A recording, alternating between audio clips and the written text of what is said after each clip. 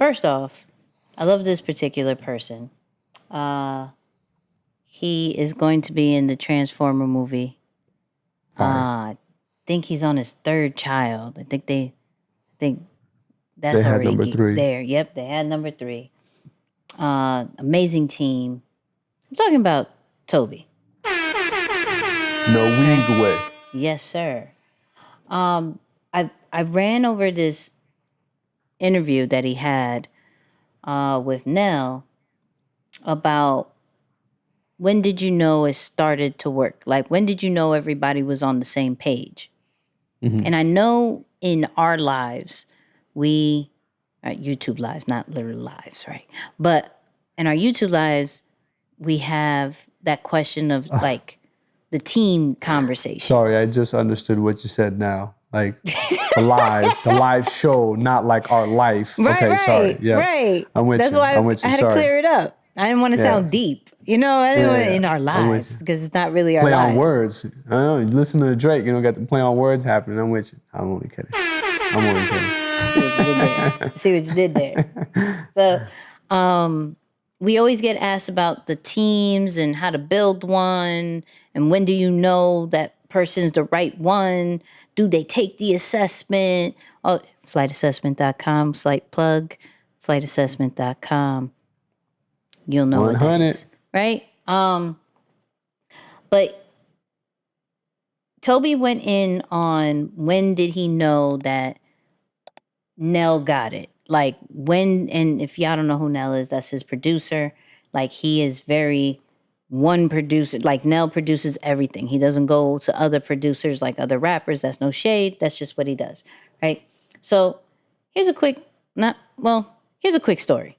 I was sitting over there with her for hours upon hours. Mm-hmm. Then after a while, I was like, all right, me and Fat about to leave. We're about to go home. And she was like, all right. But in her mind, like when I said I was leaving, all shut down then. Like then everything is over. I was like, no, I don't think you understand. Mind you, she's pregnant at this time. Yeah, she's about 5 months pregnant or something like that at this time. And I was just like, yo, no. We're leaving. This beat still needs to be done. I need to have it by tomorrow morning. Mm-hmm. And she's like, no, I don't think you understand what's going on. Like, I need to get my sleep. I'm pregnant. I'm like, listen, I understand it all.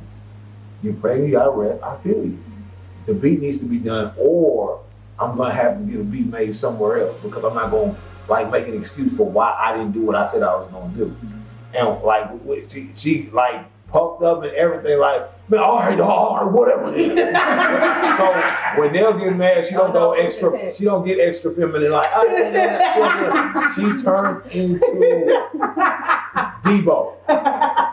No, all right. That's what's up, then. Man, all right, no, you good. You go ahead and leave, big dog. I'm like, all right, I'll leave. But I'm telling you, and she did all that, and then the very next morning, first thing in the morning, before she went into school, because she was a full-time teacher, teaching English. Mm-hmm. Full-time teacher, English, and coaching the basketball team. Came first thing in the morning and gave me that flash drive with that beat done. Mm-hmm. And once she did that, I was like, all right, cool. She get it now.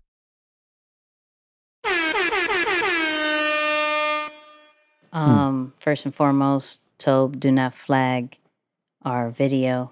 I know we grabbed it from your YouTube and it was a really long clip. Please don't flag this. Tell him not to flag our stuff. Second, it's always good to see and hear the beginnings, right? Because you look at the dynamic of, Nell and Tobe, and you think that was instant. That happens. They clearly saw the vision, whatever it is. There was no question of commitment. There was no question of dedication. And then you hear, yo, she was pregnant. Some people in Tobe's position would have been like, you're right. You're pregnant. Don't worry about it. We'll figure this out. But he was so committed to the mission of, I got to be consistent. I got to do what I said I was going to do. Either you with it or you're not. I'll go somewhere else. And the level of ownership is what really got me with this. It's like, nah, you can't go nowhere. This is mine. and I can't let you go. So you know what? I'll stay up. I'll do this. You'll get in the morning, and I'll still do my regular teacher stuff. And that's the type of things that, though sometimes is rare, when that happens, you can't let that go. Like you gotta really put value onto that thing, because that's the kind of work ethic that people like wish for, right? Because there was no situation with money, anything like that. It was like, yo, I need you to do this. No excuses. And some people would be like, shh. Right. So that's why I wanted to show that, and for the people to hear it, because it's like first off, when you're in a position like that, you gotta have commitment like that. Two, when you have a team player like that, you gotta hold on to it. You gotta cherish that one, and you'll know then when it's situations like that it's like, yo, that's a keeper. That needs to be on the team. Yeah. I mean, at the end of the day, that's why the startup hustle is so hard. And that's why being a leader is so difficult. You know, I think everyone wants to be a leader, but very few people want to take responsibility. So when you look at, you know, that conversation, I first want to kind of speak to Tobe's part. Mm-hmm. Now, me personally, I mean, I don't care who you are. I don't think that that's the right approach, right? It's like you always want to be mindful of how it's said, but of course they put it in a joking matter, so I get it. But that's why leadership is hard. Mm-hmm. Not many people can manage their emotions, and I'm sure he and Nell are the best of friends. I mean, you look at their relationship now; they had history.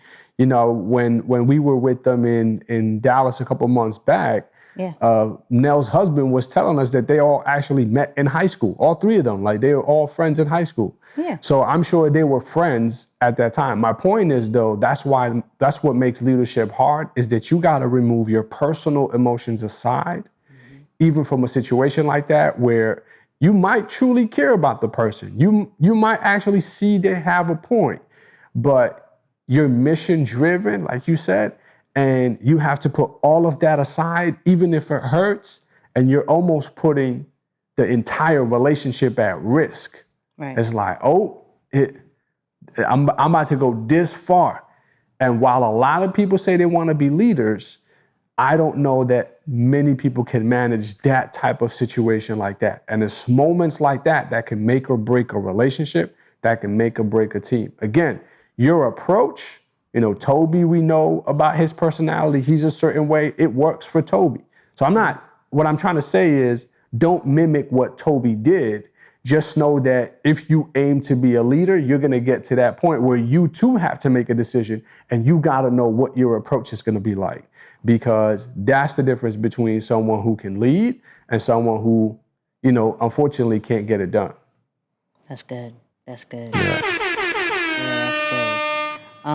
And small plug, reason why I put Tobe in here, because he just got announced that he will be a speaker at 120. Hey. You know what I mean? Amazing. So go get your tickets, 120series.com, okay? Atlanta, 25th, 26th of this month, September. This month. Crazy. Yo. That's crazy. Coming up. Right. Speeding. So Moose will be speaking. I'll be speaking. Tobe will be speaking. Inky, Pinky Cole, and of course, E.